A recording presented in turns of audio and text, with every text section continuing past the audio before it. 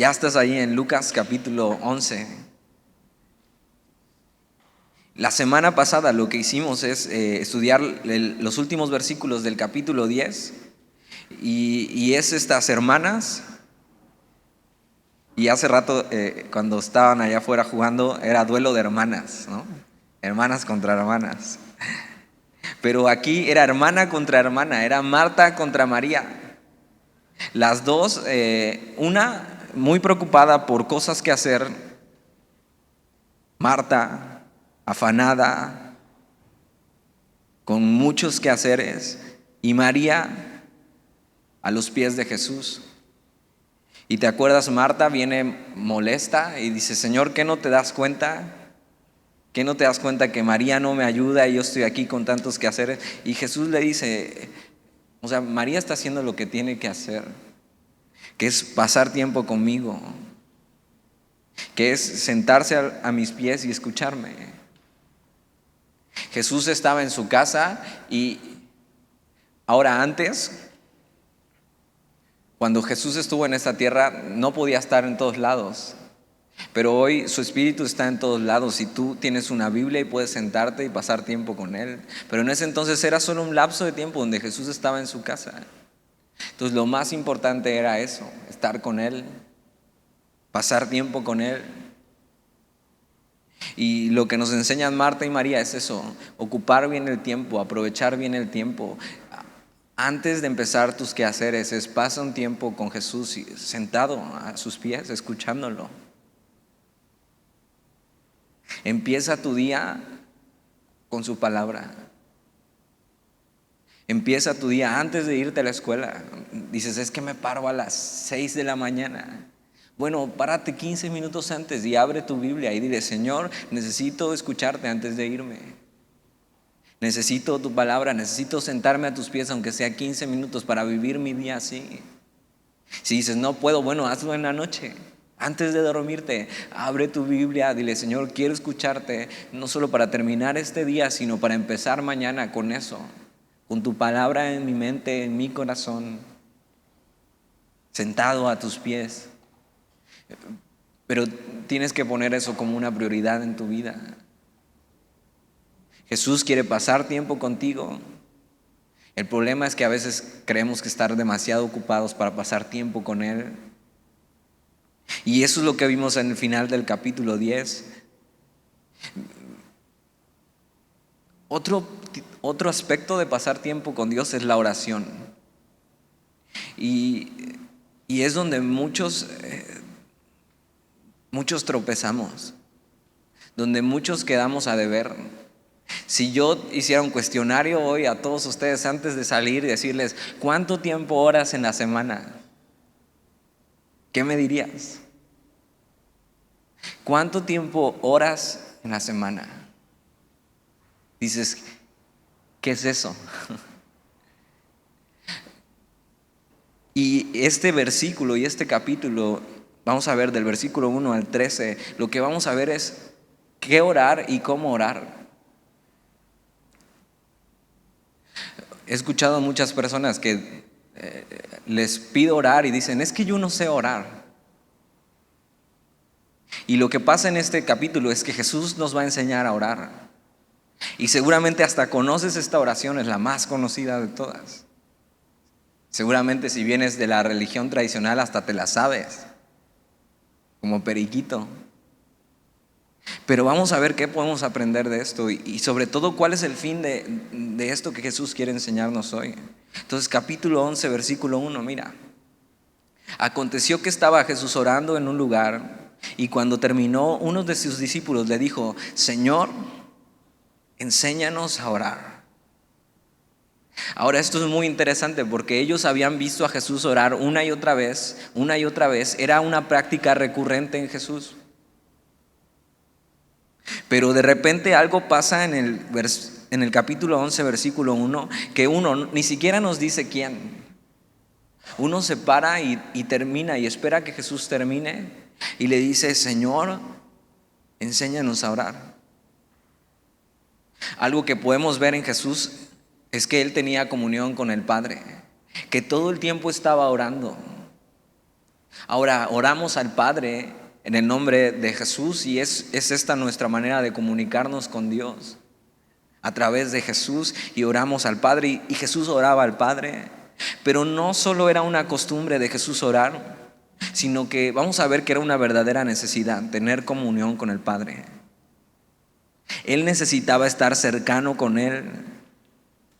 Él necesitaba hablar con Él de todo.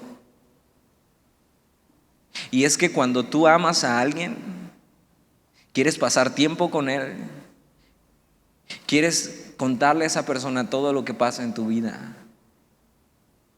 Y Jesús lo que está reflejando es eso, una relación perfecta con su Padre. Y Jesús todo lo lleva en oración. Ahora imagínate cómo sería ver orar a Jesús. Y Jesús nos va a enseñar cómo es una perfecta relación con el Padre. Y le dice eso, le dijo: Señor, enséñanos a orar. Dice, como también Juan enseñó a sus discípulos. Entonces habla de Juan el Bautista, cómo él también enseñó a los discípulos a orar. Ahora no sabemos cómo, eso no está aquí, pero sí vamos a saber cómo de parte de Jesús tenemos que orar. Y no podemos tener mejor ejemplo de cómo vivir nuestra vida y de cómo relacionarnos con Dios que el de Jesús mismo. Jesús quiere enseñarte todo lo que tiene que ver con relacionarse con su Padre. Ahora, ¿qué es orar? Vamos a empezar por ahí. ¿Qué es orar? Bueno, has escuchado esto, orar es hablar con Dios. Pero no solo eso, sino ponte a pensar esto, es tú y yo, seres imperfectos, finitos, o sea que un día vamos a morir, que tenemos un principio y un final, comunicándonos con el Dios eterno que hizo los cielos y la tierra, que no tiene ni un principio ni un final. Es tú y yo comunicándonos con el creador de todas las cosas, aquel que está sentado en su trono, que los ángeles están adorando todo el tiempo,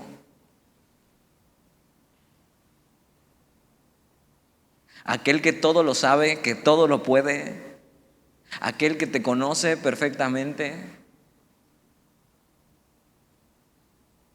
Orar es comunicarnos con el creador de todo. Vamos a ver que orar es algo tan sencillo que hasta un niño pequeño puede hacerlo. Tengo una sobrina que ya va a salir o ya salió del preescolar, y la pongo a orar y ella puede comunicarse perfectamente con Dios, y así un niño tan pequeño entiende cómo comunicarse con Dios. Es algo tan sencillo como hablar con alguien, pero al mismo tiempo es algo tan poderoso porque estás hablando con el creador de todas las cosas.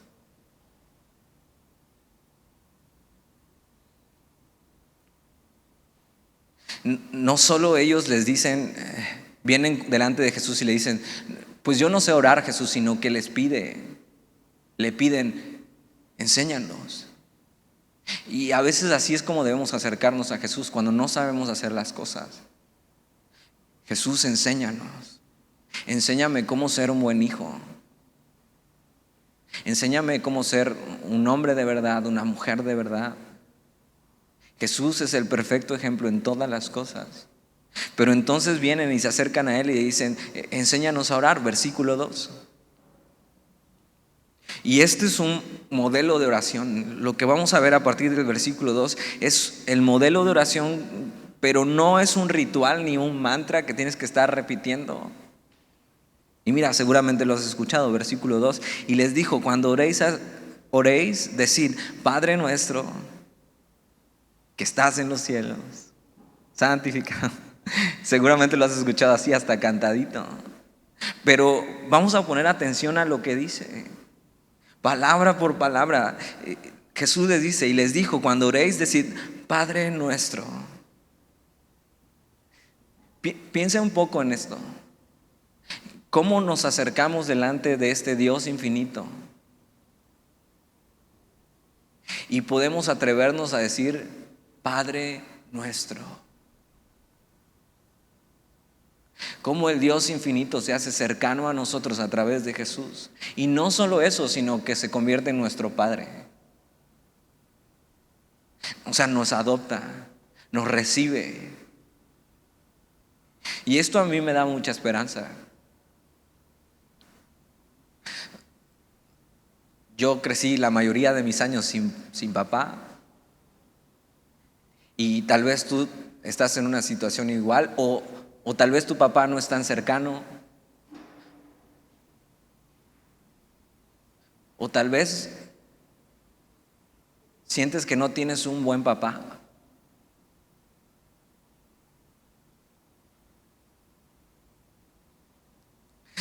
Pero esta oración nos enseña que no solo podemos acercarnos a Dios, sino podemos acercarnos a Dios con una relación íntima como nuestro Padre. Esta semana leía un post de un pastor que decía que un día todos intercambiaremos nuestro Padre imperfecto o ausente o el que nunca tuvimos por un Padre eterno que nos ama, que nos busca y que nos espera.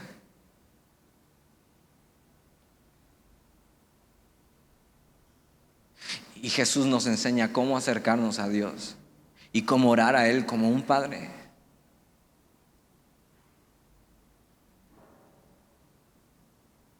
¿Te das cuenta? Es un Dios muy personal, que quiere que te comportes como su hijo y quiere adoptarte como su padre, o te ha adoptado como su padre. Y entonces dice, Padre nuestro, que estás en los cielos. Y esto lo que nos dice es un Padre no solo que está en los cielos, sino que está por encima de todo. Nos habla de su gloria, nos habla de su perfección. Dice, santificado sea tu nombre. Esto de santificado quiere decir que Dios está aparte de todo.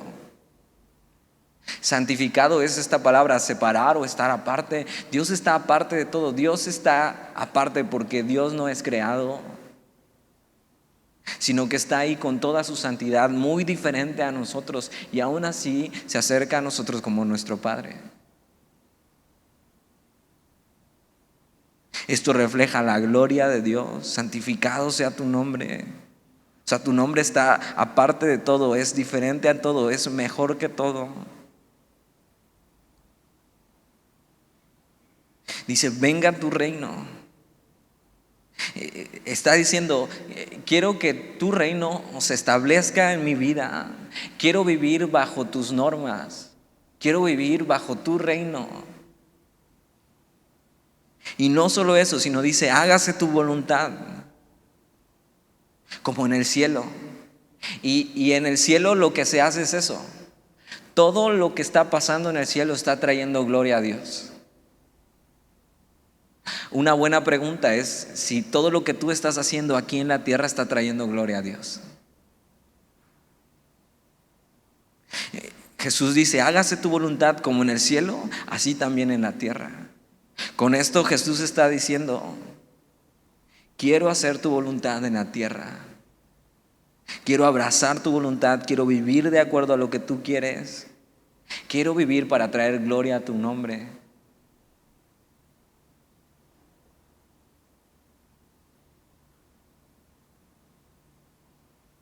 Y nada trae más gloria a Dios que una vida de obediencia. Y es Jesús sometiéndose a la voluntad del Padre, diciendo, así quiero vivir, de acuerdo a tus normas, de acuerdo a tus reglas, porque la voluntad de Dios es buena, es agradable y es perfecta.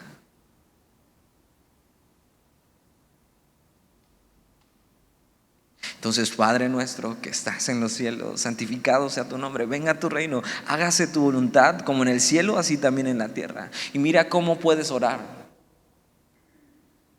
y acercarte a tu Padre y glorificarlo por quien es, pero también someterte a Él y decir, Señor, quiero hacer tu voluntad. Y es un modelo de cómo orar y cómo podemos acercarnos a Dios y hablar con Él.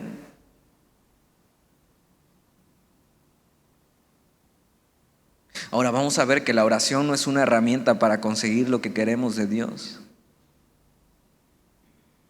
Es algo para que podamos cumplir su voluntad. Y es pedir para que Él cumpla su voluntad en nosotros.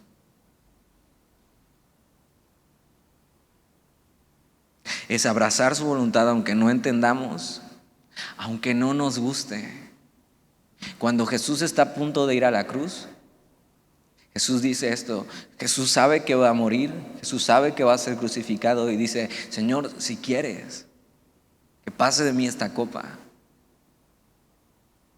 O sea, Señor, si tú quieres, no me hagas pasar por esto. Pero después Jesús dice: pero no se haga mi voluntad sino la tuya. ¿Estás dispuesto a vivir así tu vida?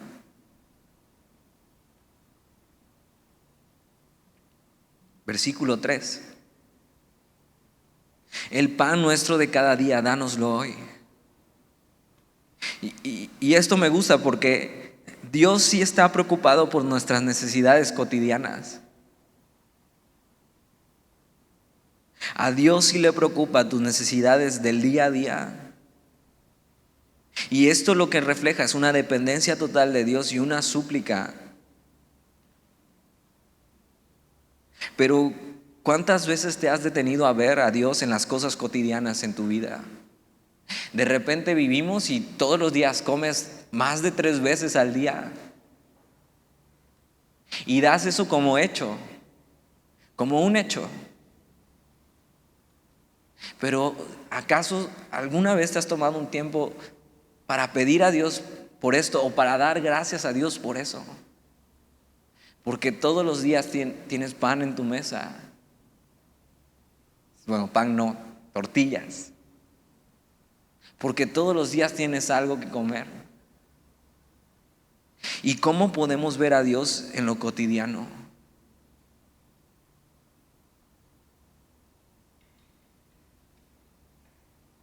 Fíjate por qué pedir, algo bueno que pedir. Señor, mis necesidades cotidianas. Ahora, son necesidades cotidianas. Dios ha prometido eso, encargarse de nosotros, ver por nosotros, por nuestras necesidades. Chécate, no está pidiendo codiciosamente. Su necesidad cotidiana no es el iPhone nuevo, ni el nuevo videojuego. Señor, simplemente el pan del día, danos hoy. Señor, tú suple mis necesidades cotidianas. Señor, gracias porque estás supliendo mis necesidades cotidianas.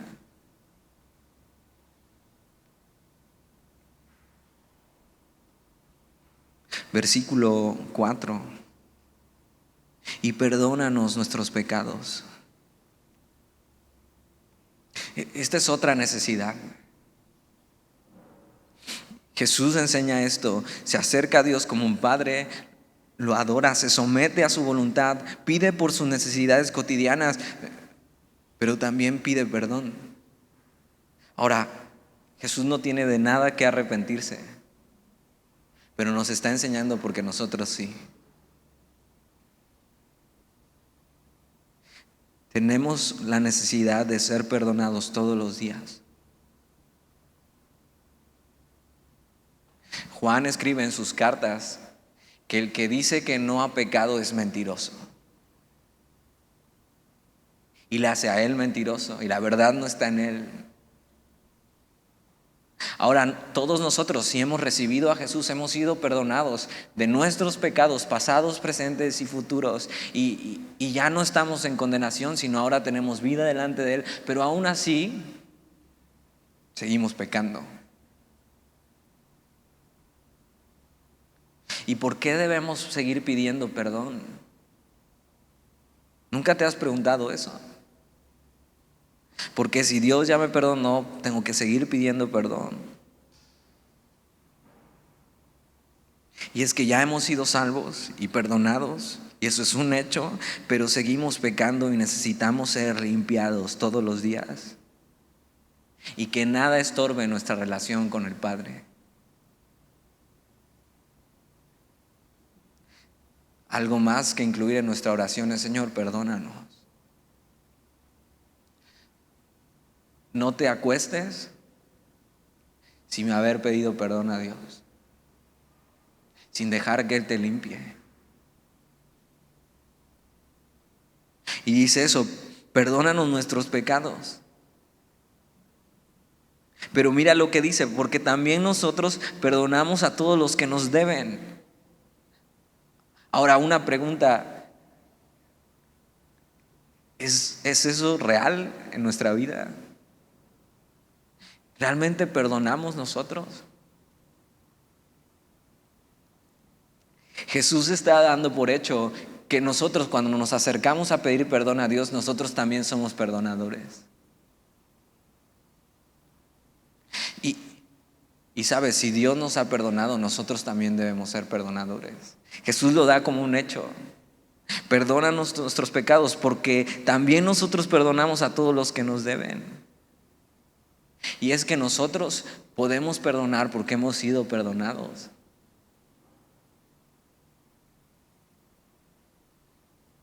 Posiblemente lo que necesites incluir en tu oración es: Señor, ayúdame a perdonar.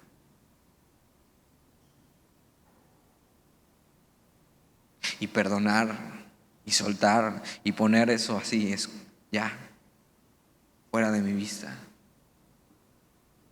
Dios me ha perdonado. Dios decide hacer eso con nosotros cuando nos acercamos, quitar el pecado de enfrente de Él. Entonces Jesús nos enseña esto: acercarnos a Dios como nuestro Padre, un Padre que está en los cielos, que está aparte de todo, pedir que su reino se establezca en nuestra vida, vivir de acuerdo a sus normas, hacer su voluntad y someternos a Él, pedir por nuestras necesidades cotidianas, esperando que Él supla, poner ante Él nuestra necesidad de ser perdonados y venir ante Él para que nos limpie. Dice: y perdónanos nuestros pecados, porque también nosotros perdonamos a todos los que nos deben. Y no nos metas en tentación. La palabra tentación es prueba. Ahora, la Biblia enseña en Santiago que Dios no tienta a nadie. Dios no es el que te está diciendo peca, peca, o te pone algo ahí adelante. Dios no es el que, si estás a dieta, te pone un pastel de chocolate adelante. Te dice: come, come. Está hablando de pruebas.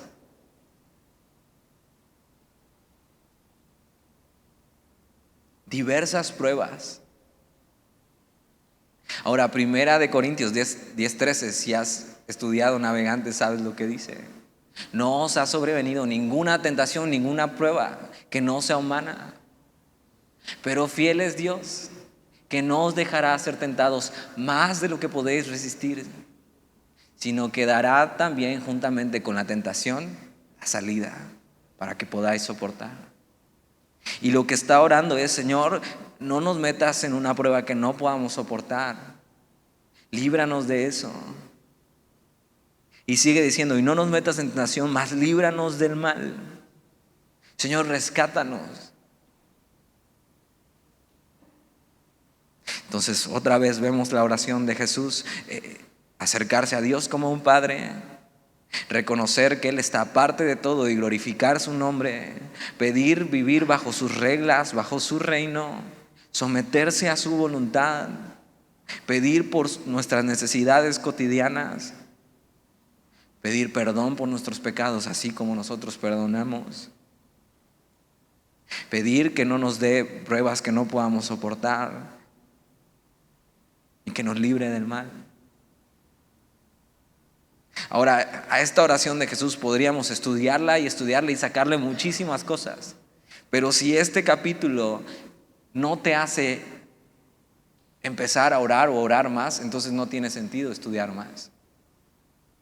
Lo que Jesús quiere hacer con esto es que ores. y que no tengas ningún pretexto para no orar a tu Padre y que puedas acercarte a Él como eso, como un Padre, y que esta oración te lleve a querer orar más y a querer estar en comunión con Él y a querer acercarte a Él como un Padre bueno. Versículo 5.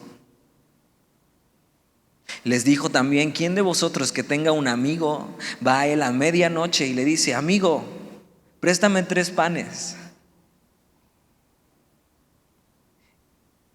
Y este es un amigo que va con otro amigo con una confianza para ir en la noche, a medianoche. Es decir, préstame 3 panes. Le va a pedir ayuda, le va a pedir por una necesidad. Versículo 6. Porque un amigo mío ha venido a mí de viaje y no tengo que ponerle delante. Jesús ejemplifica esto con una situación diciendo que es medianoche y va un amigo hacia otro amigo decirle: préstame 3 panes porque no tengo cómo atender a otro amigo. Hay una necesidad real. Y dice: porque un amigo mío ha venido a mí de viaje y no tengo que ponerle delante. Ahora, el contexto en este tiempo es que todos dormían en una sola habitación. Entonces piensa en esto: el papá, la mamá y los hijos dormían en una sola habitación. Era imposible levantarse de la cama sin despertar a todos, o sin que muchos se dieran cuenta a medianoche. Checa cómo no está pidiendo este hombre para sus deseos, sino está pidiendo para alguien más, para alguien que está necesitado. Versículo 7 dice: y aquel respondiendo desde adentro le dice: no me molestes, la puerta ya está cerrada y mis niños están conmigo en cama. Y acuérdate, dormían todos juntos. ¿No puedo levantarme y dártelos? Jesús ejemplifica esto como acercarnos ante Dios. A medianoche, acercarte a alguien, ir a su casa a medianoche es una imprudencia. Pero que Jesús quiere enseñarnos algo con esto. Jesús está diciendo: ¿quién de vosotros que tenga un amigo va a él a medianoche y le dice: amigo, préstame 3 panes porque un amigo mío ha venido a mí de viaje y no tengo que ponerle delante? Y aquel respondiendo desde adentro le dice: no me molestes, la puerta ya está cerrada y mis niños están conmigo en cama, ¿no puedo levantarme y dártelos? Está preguntando: ¿quién hace eso? Si es tu verdadero amigo, si tienes una relación con él, si te conoce, si te ama, ¿cómo vas a venir a él pidiendo ayuda y no va a ayudarte? Ahora, Jesús nos ejemplifica a Dios como un padre, pero ahora también nos lo ejemplifica como un amigo. Esta palabra amigo es alguien que te ama.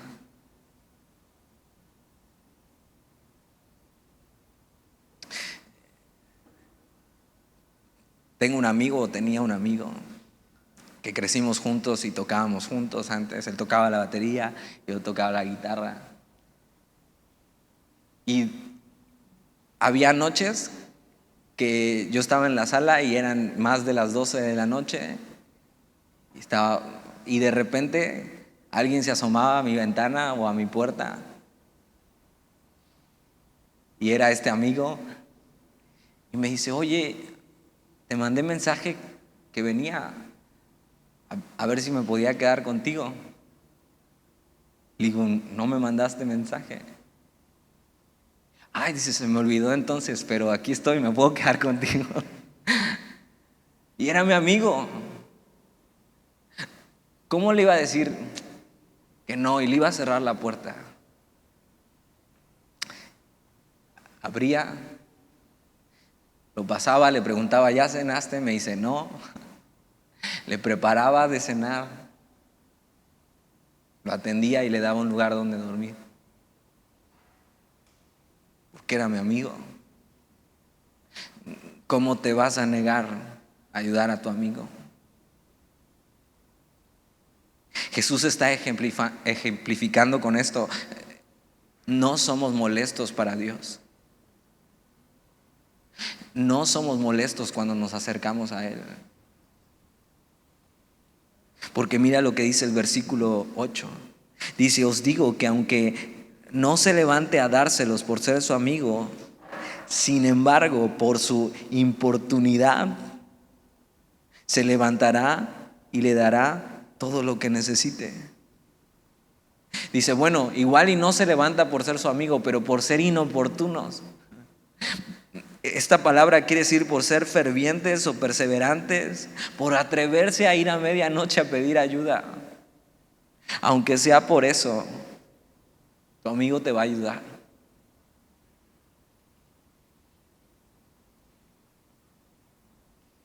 ¿Cómo no Dios va a hacer esto con nosotros?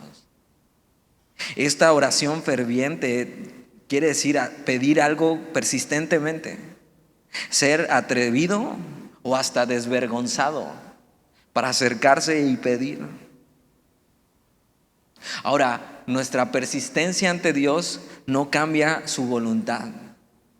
No es que tú entre más ores y más le eches ganas y más tiempo ocupes, quiere decir que entonces le vas a hacer manita de puerco a Dios y te va a decir, bueno, ya me cansaste y tienes lo que quieres. Sino esto quiere decir que ser ferviente y audaz y persistente, aunque no cambia la voluntad de Dios, sí nos cambia a nosotros. Orar y orar y orar por una cosa y pedir por una cosa, lo que hace al final es cambiar nuestros deseos y saber cómo pedir a Él. Una buena pregunta es, ¿cómo estás orando? O si estás orando. Ahora, chécate, la oración de este hombre y la petición de este hombre no está centrada en él, está centrada en ayudar a alguien. Y Dios promete dar todo lo que necesitamos y quiere que le pidamos. El problema es que a veces tú y yo pedimos mal. Pedimos para nuestros propios deseos y no por nuestras verdaderas necesidades. Hazte esta pregunta: ¿qué necesitas hoy? Algo que realmente necesites.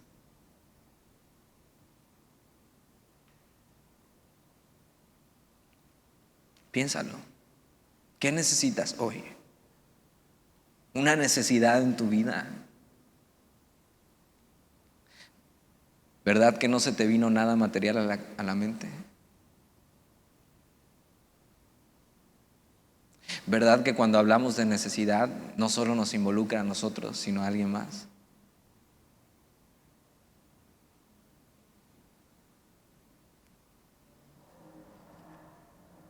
Dios quiere que seamos constantes y fervientes en la oración. Dios quiere que hables con Él, Dios quiere que le pidas. Y muchos no oran porque pedir implica humillarse y saber que tú no puedes hacer nada. Pedir significa que yo no puedo hacerlo y entonces tengo que pedirle a alguien más, tengo que pedirle a Dios y tengo que humillarme.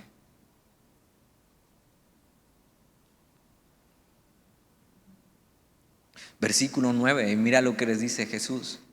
Y yo os digo, pedid y se os dará.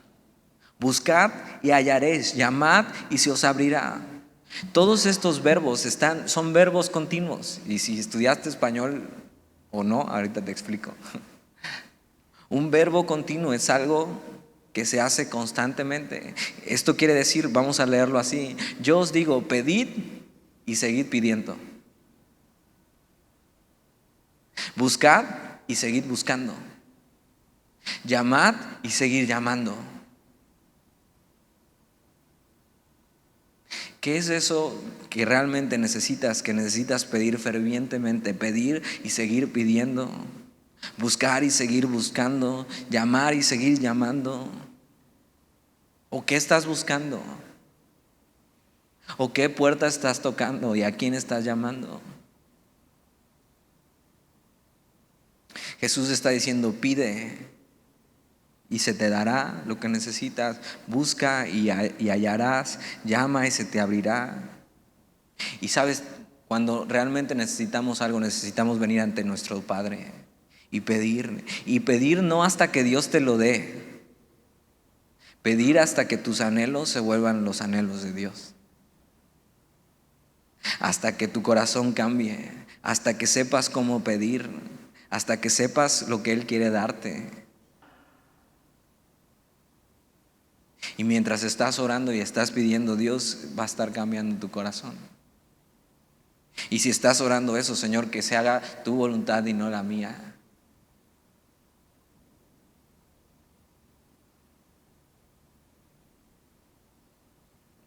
Versículo 10. Porque todo aquel que pide, recibe, y el que busca, halla, y el que llama, se le abrirá. ¿Te das cuenta? La oración es más que deseos al cielo, más que tirar un globo de Cantoya al cielo y decir, ahí va.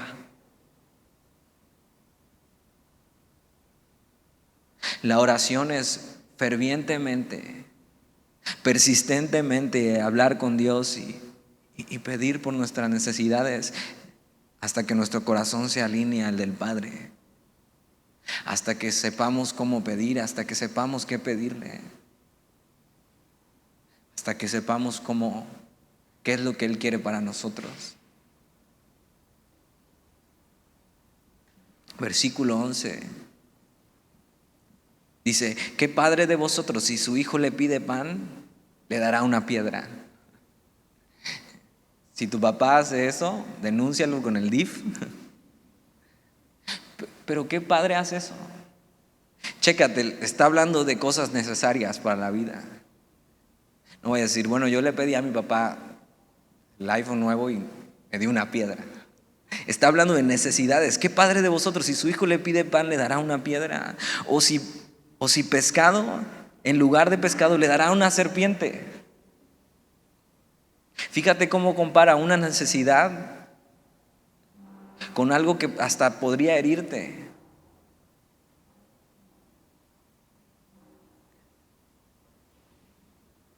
Y la respuesta a esta pregunta es nadie. ¿Qué padre haría eso?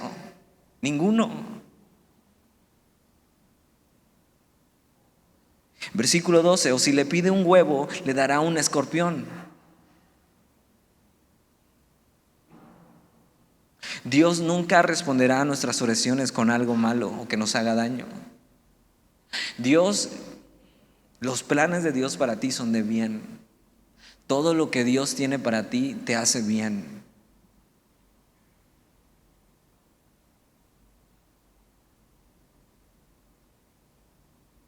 Versículo 13: pues si vosotros, siendo malos, sabéis dar buenas dádivas a vuestros hijos, y está diciendo esto, ustedes que son padres, y aquí no hay ninguno, pero un día vas a ser papá o mamá.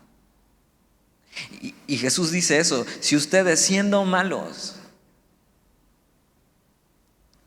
y es que es eso, tus padres son imperfectos. Dices, ya sabía. Tus padres, como tú y yo, son pecadores. Se equivocan.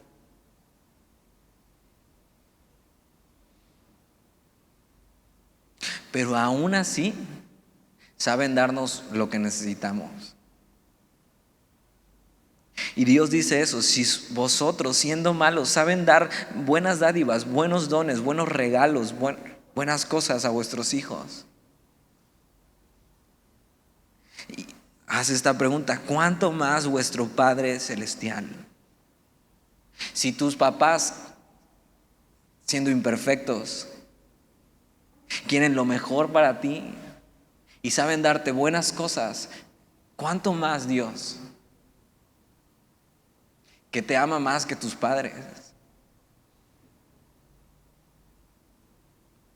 que Él sí es perfecto, que Él no se equivoca, que Él no es un padre ausente,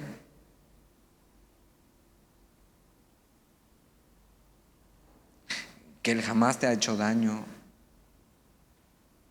que Él jamás se ha equivocado en cómo tratarte, que te ha amado desde el principio, desde antes que nacieras, que te escogió desde antes de la fundación del mundo para amarte. ¿Cuánto más tu Padre que está en los cielos? Dice, ¿cuánto más vuestro Padre Celestial dará el Espíritu Santo a los que se lo pidan? Ahora dices, ¿qué tiene que ver el Espíritu Santo aquí? Está hablando de necesidad. Y está hablando de pedir a Dios lo que necesitas. Y sabes, Dios va a suplir todas tus necesidades. Él es un Dios generoso. Pero lo que a Él le encanta darnos es a su Espíritu. Porque eso es lo que realmente necesitamos.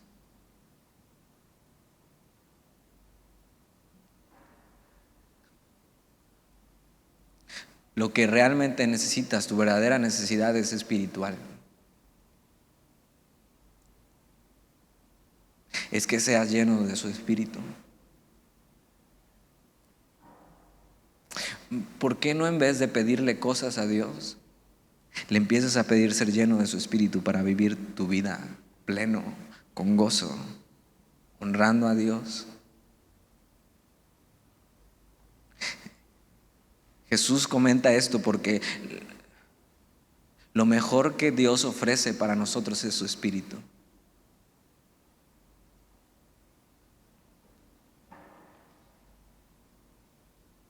Cuando el Espíritu de Dios es derramado sobre nosotros, nos da plenitud, nos da gozo, nos da amor, un corazón amoroso, aviva nuestro ser, nos hace experimentar el amor de Dios, de nuestro Padre, y nos transforma más y más a la imagen de Jesús. ¿Quién no quiere eso? ¿Quién realmente dice, yo no necesito eso? Lo que tú y yo necesitamos día a día es su Espíritu para vivir vidas llenas de Él y que le honren.